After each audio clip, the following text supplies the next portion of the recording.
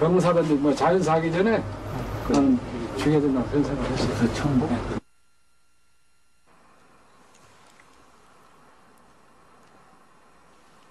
미 국립문서보관소엔 암살되기 20일 전 유엔 한국위원회에 쓴 김구의 편지가 남아있다. 한국을 둘로 갈라놓고 두 군대를 갖다 세워놓고 그리고 제각각 철수해버릴 것 같으면 어떻게 되겠는가. 한국은 분명히 내전이 일어난다 이거예요. 내전이 일어나서 피가 엄청나게 쏟아질 것 같으면 책임은 누가 져야 되는가. 책임은 미국하고 소련이 지라 이겁니다. 김구 선생이 이렇게 훌륭한 편지를 갖다 썼다는 걸 갖다 국민이 모두 알아야 됩니다. 1949년 6월 김구가 암살됐다. 1년 뒤 전쟁의 혼란 속에 훗날 암살 배우로 지목된 이들이 죽음을 맞기 시작한다. 당시 친일파 인사들이 모인 88 구락부 핵심이었던 최병덕. 직접 암살 지령을 내린 것으로 알려진 포병사령관 장은산. 암살의 진실을 알고 있다고 외친 김성주 역시 의문의 죽음을 당했고, 국방부 장관이었던 신성모는 4.19 직후 급사했다. 그런데 김구가 암살된 지 40년째 되던 지난 89년 KBS 취재팀의 카메라 앞에 모습을 드러낸 이 사람. 암살범 안두희는 살아있었다.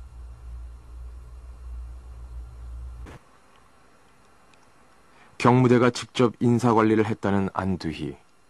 그에 대한 기록은 의문투성이다. 49년 옥중에서 대위로 특진에 퇴역했다고 적혀있는가 하면,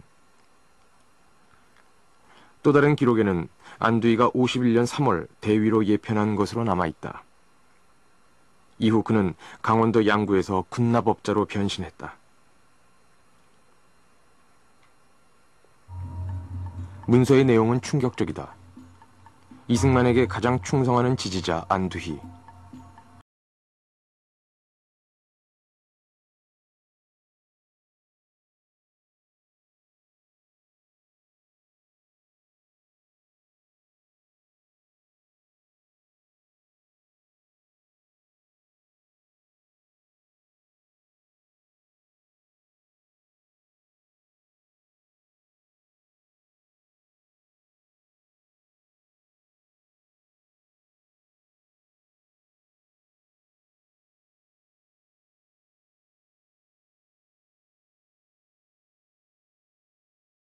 암살 후 안두희는 50년대 정치 공작의 중심 인물이 되었던 것이다. 그러나 정권은 영원하지 않았다. 4.19 혁명 이후 그는 긴 세월 살아남은 대가를 치러야 했다. 계속되는 추격 속에 안두희가 입을 연 92년. 그는 자신의 고통을 눈물로 호소했다. 그러나 그가 남긴 마지막 말은 참에도 진실도 아니었다. 백범 김구 선생의 암살범 안두희 씨가 살고 있는 인천시 신흥동 한 아파트에 용의자인 박희서 씨가 침입한 것은 오늘 오전 11시 반쯤이었습니다. 부인 김 씨가 결국 96년 안두희는 박희서라는 40대 버스 기사에 의해 목숨을 잃었다.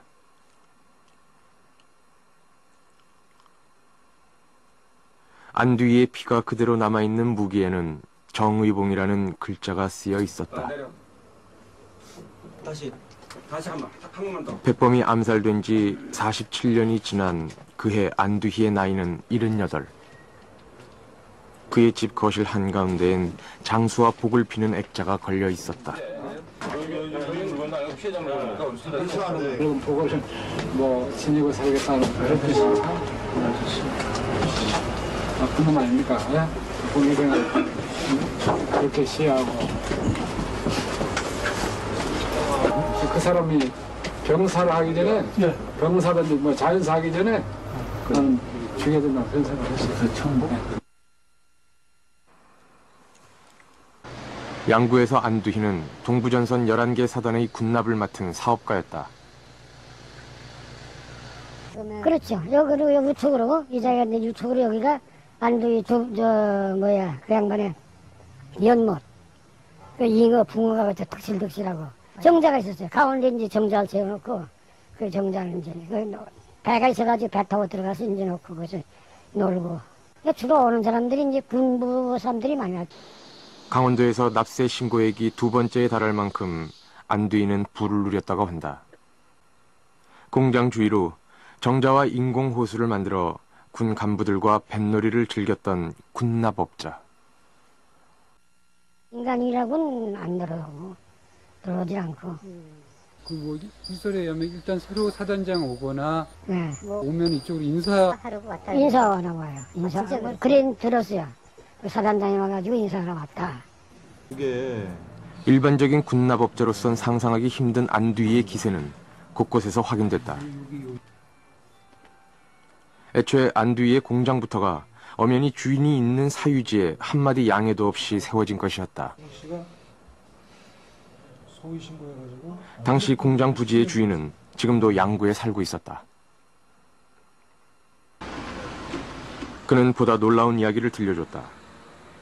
당시 항의한 주민 중엔 그해 농사를 짓다 봉변을 당한 현직 경찰이 있었다. 그때 그 경찰에 기령사라고 있었는데 경작자가 있으니까 사자 양해도 안 구하고 가서 하니까 그 사람이 와서 이거 갖다 남 가꾼 걸 일방적으로 무시하고 뭐 다 그렇게 막 시설하느냐 그리고 하니까 이 자식이 중대한 사업에 공사 시설하는 데 와서 무슨 잔소리냐고 망치 있어요.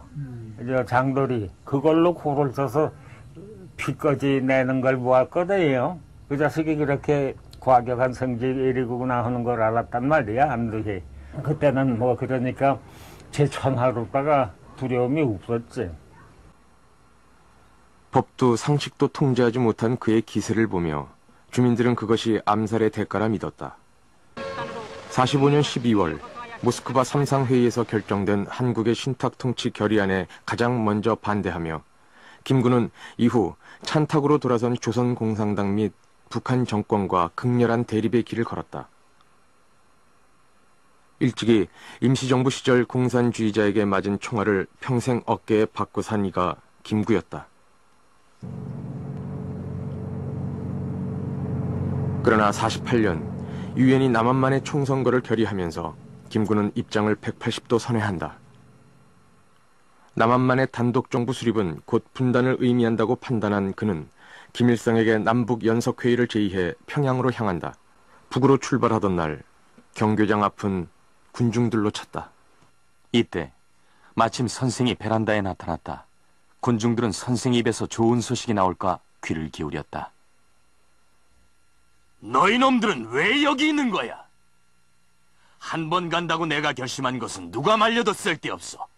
북조선 공산당이 나를 미워하고 스탈린의 대변자들이 나를 시베리아로 끌고 가도 좋다. 북조선의 빨갱이도 김일성도 다 우리들과 같은 조상의 피와 뼈를 가졌다. 나는 이 길이 마지막 길이 될지 몰라도 이북의 우리 동포들을 뜨겁게 만나봐야겠다.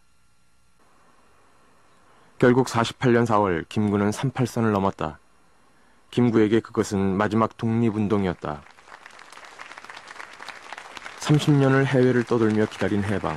그 해방을 맞은 지 겨우 4년 만에 남북이 경쟁적으로 독자적인 정부 수립에 매진하며 전쟁을 부르짖는 현실이었다. 그 극단적인 대립의 끝이 결국은 민족의 분단을 넘어 전쟁으로 갈 것임을 직시한 노 정치가의 대전환이었다. 그러나 남북 연석회의는 예상대로 별다른 성과를 얻지 못했다. 그러나 여전히 김구는 건재했다. 건드릴래야 건드릴 수 없는 거목. 이 백범이라는 우거진 나무를 베어 넘김으로써 한독당이라는 울타리를 허물어버리고 그 나무 그늘 아래서 발동하는 요마들을 없애버릴 수 있었기 때문이다. 이것이 안두희와 그 배후들이 내건 암살의 명분이었다. 암살 직후 안두희 뒤에 이승만 정권이 있다는 세간의 얘기를 믿지 않았다는 강원룡 목사. 그런 그가 충격적인 사실을 알게 된 것도 전쟁 중이었다.